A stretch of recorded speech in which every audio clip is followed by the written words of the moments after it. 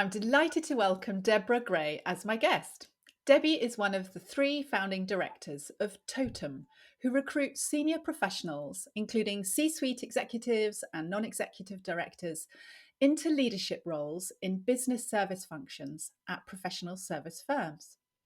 After 5 years in HR management and recruitment at the law firm Herbert Smith Freehills, Debbie spent over 15 years working as an executive search professional in partnership with different businesses nationally and internationally.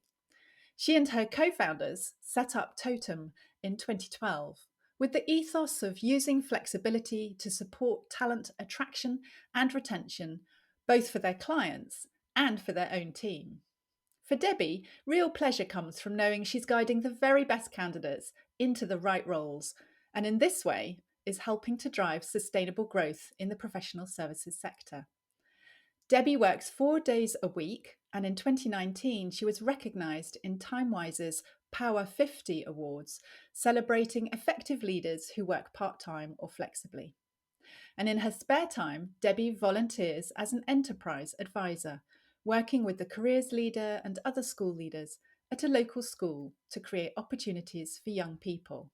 Welcome to the business of being brilliant, Debbie. Thank you so much, Helen. I'm really looking forward to our discussion today. Yeah, likewise. It's great to have you on the show. And we're recording this in early May. We've just had the coronation. And I'm wondering how you're finding these extra 3-day weekends, long bank holidays that we're enjoying in May. I'm hearing some people say, oh, they're brilliant. And other people saying, oh, my 4-day work week is so compressed. I can't wait for them to end. What's your view on it? I think I'm more in that camp. They're lovely, they're really lovely, but it does feel like we've had quite a lot of them, and we've still got one more to go, haven't we? So it does feel like things are compressed, and you sort of have that Monday morning feeling on a Tuesday, and by the time you get going, you've got another weekend. So I'm sort of looking forward to getting back to normal, I think. Yeah. But it's been wonderful. It's been wonderful. I mean, the coronation was fantastic to see. So I can't complain. It's all really good. Yeah. It's been a bit of a different experience to follow. But it would be nice if they stretched out those bank holidays a little more evenly over the year instead of squishing them all into early spring. So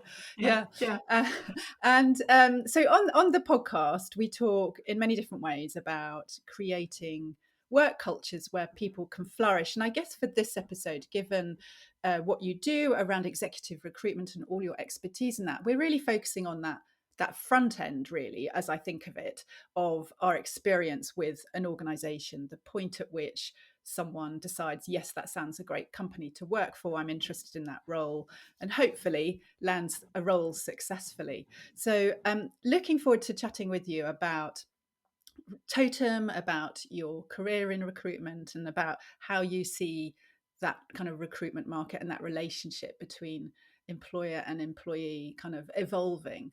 Can you tell me briefly, like, did you always want to work in recruitment? Did you kind of fall into recruitment, and what led you to set up your own firm? It'd be great to hear that. Yeah, sure.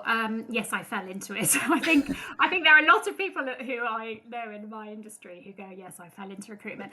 I think the sort of string that goes throughout my my career is the people focused bit. I love working with people. I love building relationships with people.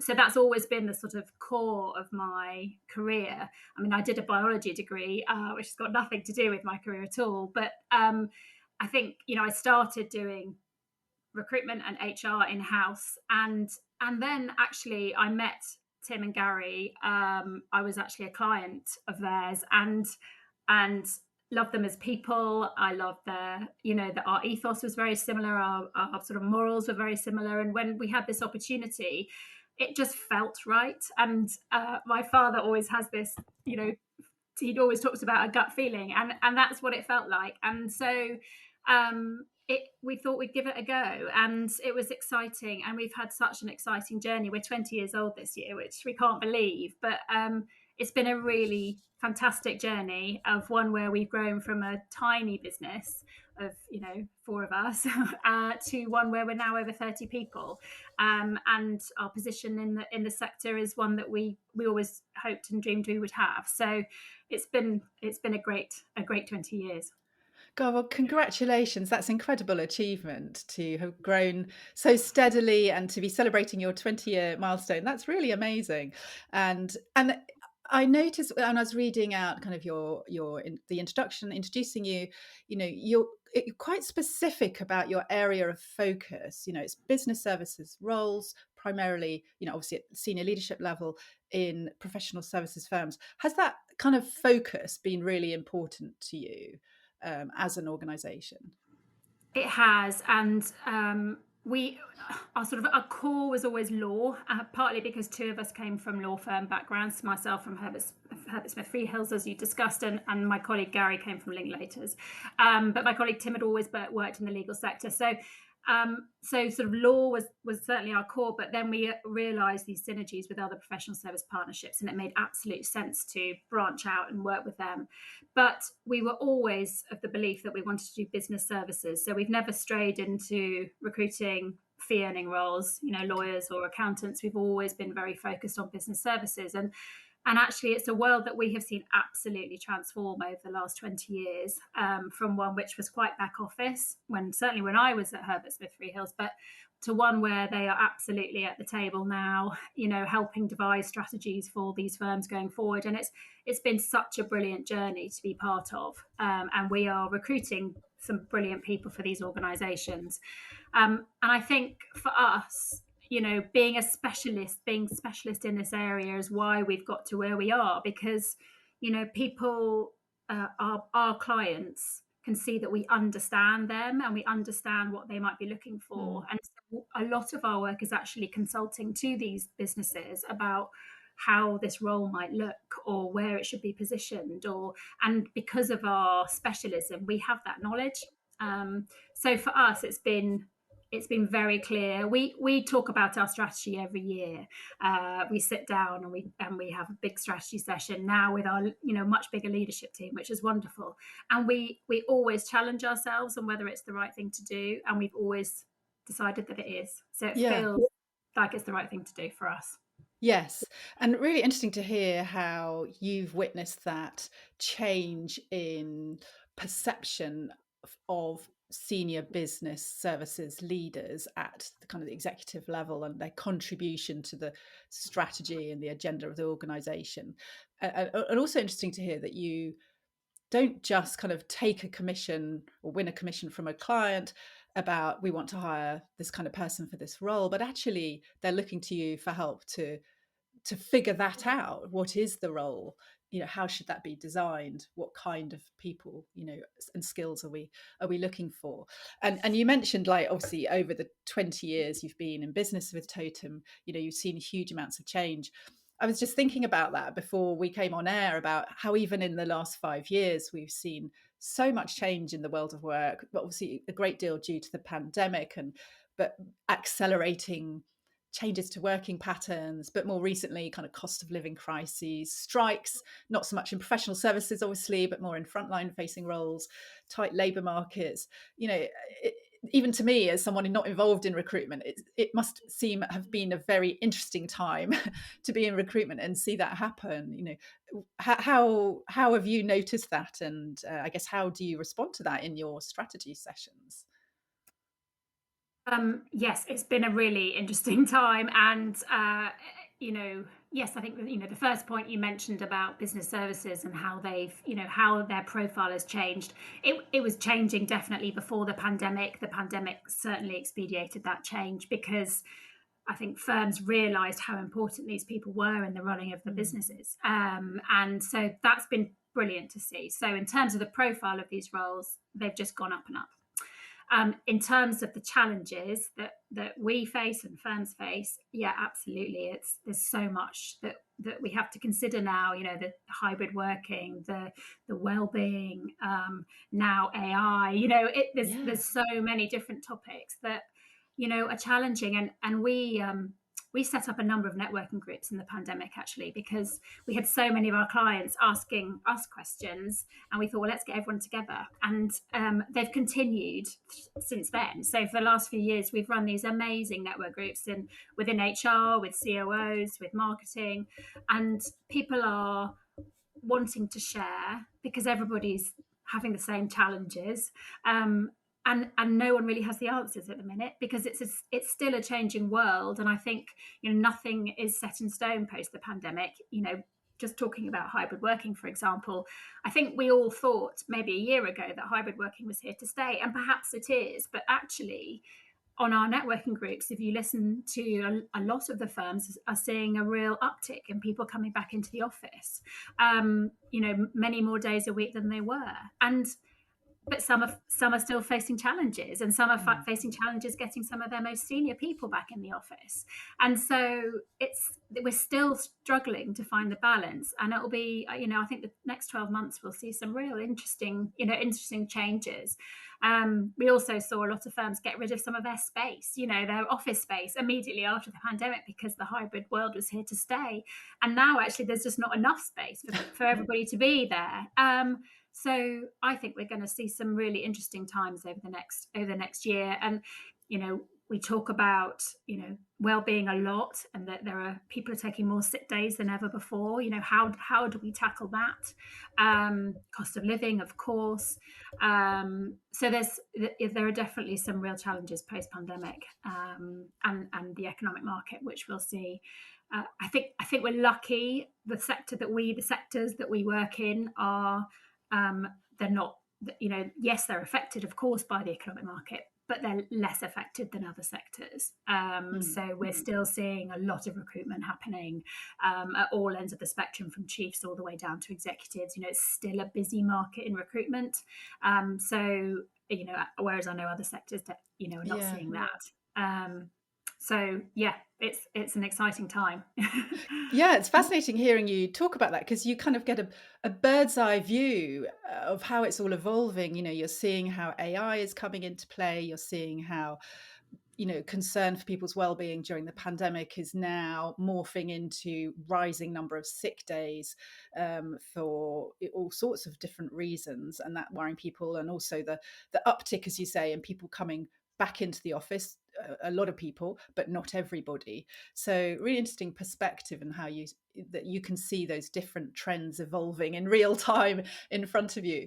And interesting, I was just reading actually in the FT this morning, there was some latest report out on the recruitment market, and it was saying that it's recruitment of permanent staff in London has had the steepest decline since the pandemic, and it's been declining steadily for 7 months or so. But it sounds like that's, and I think it went on to say that was in certain industries. It sounds like, happily, that's not so much in the industries and clients that you serve. But and I know that it's been a very tight labour market for a long time, with maybe employees having the upper hand in terms of greater choice, and employers fighting a bit more to get the right candidates in place. So thinking about, helping people, enjoy a work life in organisations where they feel well supported and able to work at their best, how do you go about helping somebody to find that right role that's right for them? And I know you're obviously, looking after your client and trying to meet their needs at the same time. So how do you manage that So balance and help guide people into the right roles, as you say? yeah, I think our knowledge of our clients is very good. And because we're working, because of what we do, we work right across the business, because we recruit business services roles across the breadth of HR, finance, risk, marketing, IT. We work right across the business, and because of that, you get a very good sense of the culture of an organisation. And we also work with the top, we also work with the managing partners and the senior partners. So you get a very good sense and a good feel of what sort of culture that organisation is and what values they uphold.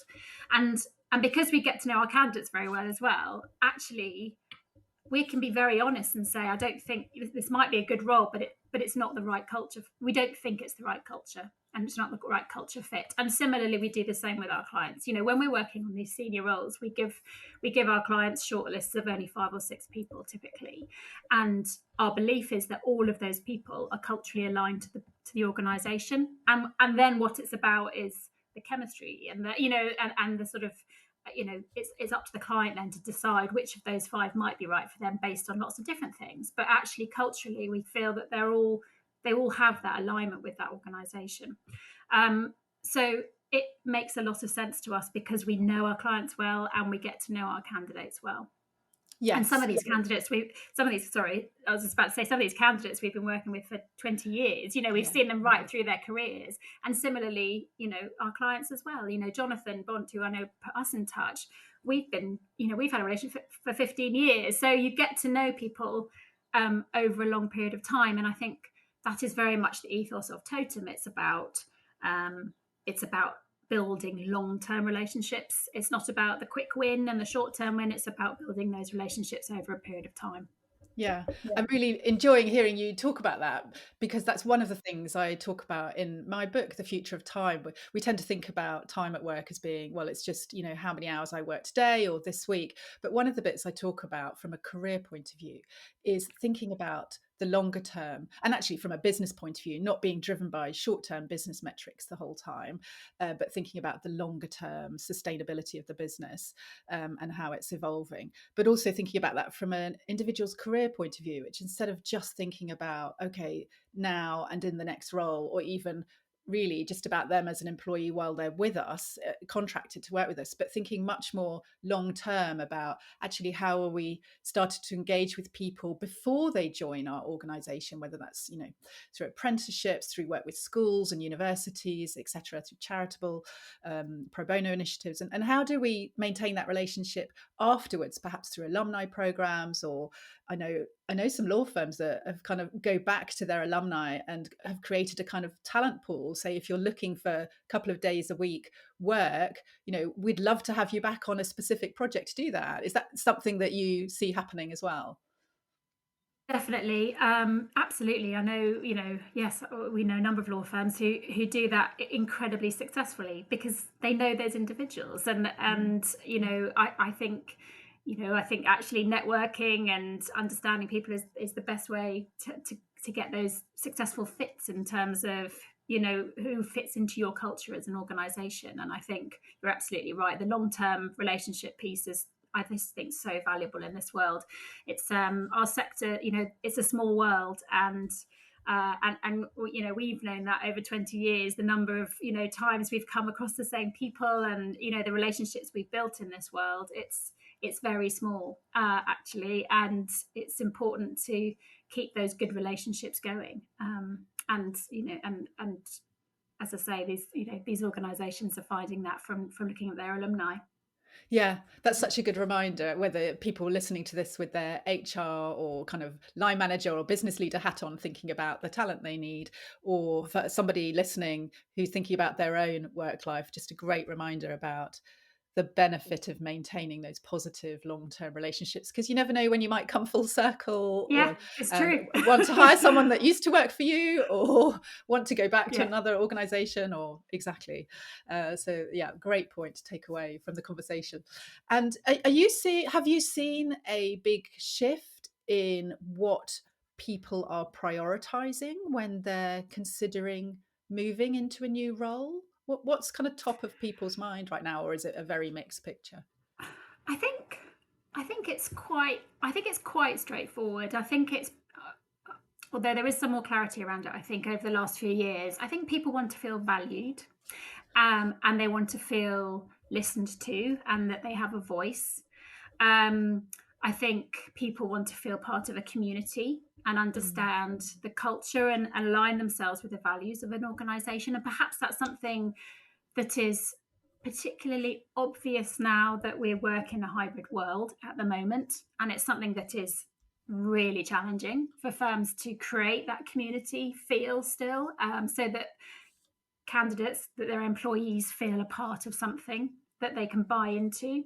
Um, we've definitely seen financial reward move down the pecking order in terms of what people are looking for. And we've seen things like career development, and the opportunity to learn from people, and flexibility or sort of balance Mm. in a working life move up the pecking order. So there has been a shift, I think. I think that people are more confident to sort of vote with their feet. They are saying, actually, I don't believe in the culture of this organization. Therefore, I don't need this job enough. I'll look somewhere else. And as you mentioned before, there are less, less, the talent pool, sorry, is smaller.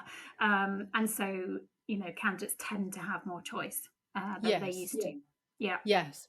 That's really interesting to hear how people are really actually thinking about some of the deeper Mm. criteria that makes them want to stay in an organization.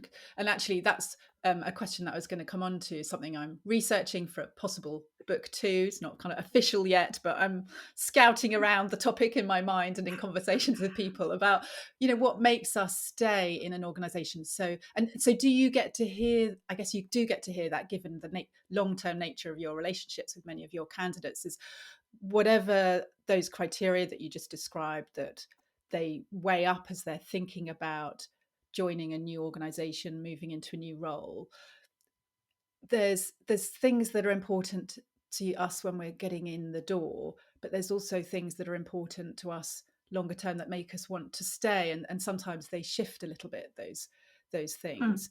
Do Mm. you what do you hear from people about what makes them want to stay in an organization longer term?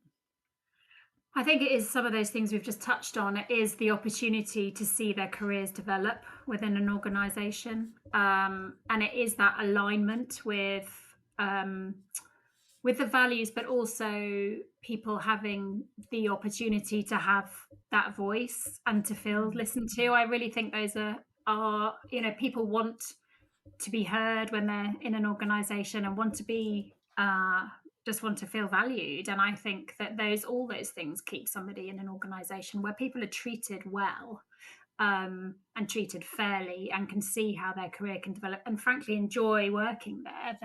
Then they tend to stay. Yeah. And listening to that says to me their relationship with their line manager, which we all know is incredibly important from an engagement and retention point of view, is just so crucial. Because I guess if you're in a big organization, you're going to have fairly limited in-person or informal contact with the people at the most senior levels. So it will boil down quite a lot to your how well you feel listened to by your immediate line manager, or whoever is your, I guess, senior to you in the work that you do. um, so having line managers who can think about all these things and be very aware of how they manage the team and how they listen to people, I think that must be one of the biggest challenges for organizations at the moment.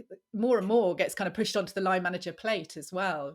Think about well-being. They've got to understand the menopause. They might need to understand things like infertility and mental health, and different home life setups. It seems a huge challenge to be a line manager these days. But I think that's right, and I think there's two things that make it really challenging in this time, in this sort of period of time, is that you're often not sitting next to your team anymore. mm, They're often you're talking to them virtually, mm, and you don't always have all your team in the office together. I think that's incredibly challenging, and also, a lot of managers are promoted to manager because they're very good at what they do from a technical perspective, and they're not often given all of the training that they need to be a manager. And some people aren't great managers, and that's okay. But you often, the more senior you get, the more people you're managing, and you sort of move away from your day job and you move much more into a management role, and that suits some people and it doesn't suit others. And it's recognizing that people need support because of all these millions of things you've just talked about that managers need to be thinking about, yeah. need support to manage. So yeah, I think it's a challenging period to be a manager at the minute. Yes. So do you ever have to, this is quite a random question, but do you ever have to, with your kind of candidates, you know, diplomatically point out whether they have perhaps strong enough people management skills to consider certain roles, or whether that's a, because we might all be really attracted to a particular role, but perhaps, as you say, have not had that, that training and support to really manage the people dynamics well. Um, I think that the answer is that we're honest with our candidates. So if we don't think they're right for a particular role, then we'll say why. Yeah. So it could be to do with management, but it's harder with management because you don't actually we don't have the opportunity to sit with these people and see them manage people. Yeah.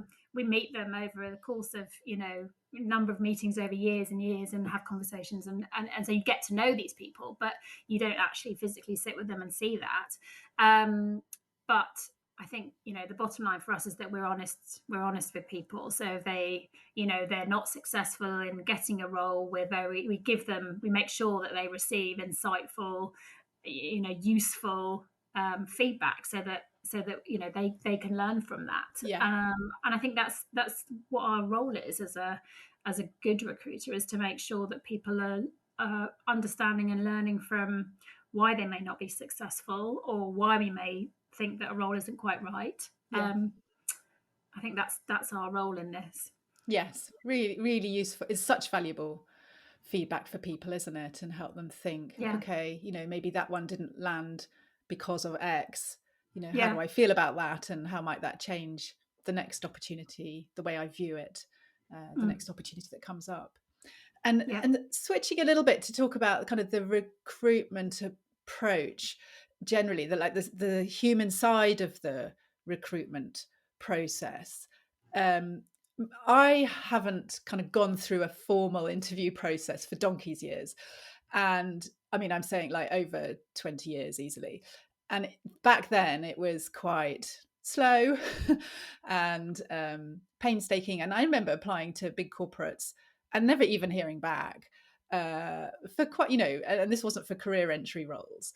So what's it like now? What works well and what works less well? Does it still take forever to land a job? Are people being much quicker and slicker about it? Is it a bit more engaging as a process? So this is sort of my hobby horse, because it absolutely it frustrates me so much that the sectors we work in, people are the biggest asset these organizations can have. They're people businesses. Their clients buy people. They're not buying the technical. Of course, it has to be a standard, but we're working in this amazing industry in London. In London, where the standard of technical ability is huge, really high, and you just think, well, why don't organizations prioritize their recruitment process more? And I think some do. I think some are getting better, and there are some who still don't. And it, it sort of frustrates me that sometimes some very junior people are put in charge of recruitment, when they're making decisions about people that are much more senior than them, or perhaps they don't understand the roles. I think that just doesn't seem right. That I think that recruitment process is a way that an individual sees into that firm. It's their one sort of lens that they can see into an organization. It's the only lens they have initially, and that for me is how an organization should sell itself.